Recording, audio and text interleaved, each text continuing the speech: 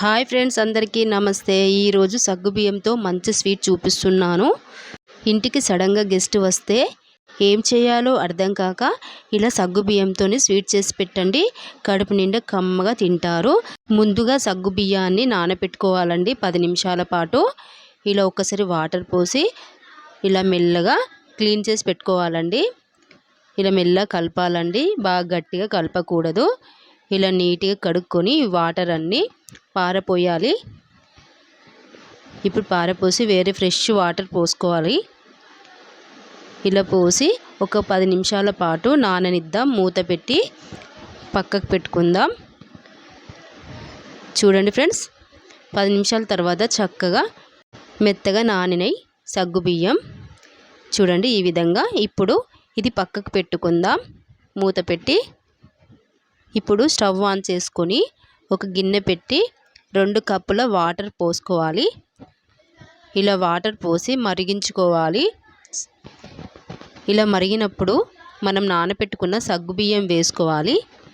ఇలా వేసి ఉడికించుకోవాలి. ఇలా ఒక్కసారి కలిపి మూత పెట్టి ఉడికించుకుందాం. స్టవ్ సిమ్లో పెట్టండి, లేకపోతే పొంగిపోతుంది.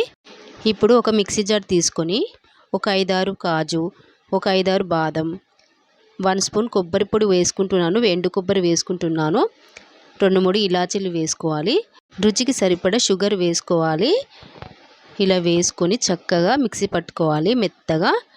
ఇక్కడ పచ్చి కొబ్బరి కూడా వాడుకోవచ్చు, ఎండు కొబ్బరి కూడా వాడుకోవచ్చు. నేనైతే కొబ్బరి పొడి వాడుతున్నాను. ఇలా పొడి చేసి పక్కకు పెట్టుకుందాం. ఇప్పుడు చూడండి, సగ్గుబియ్యం మొత్తం చక్కగా ఉడికిపోయింది. 90% చక్కగా ఉడికిపోయింది కదా.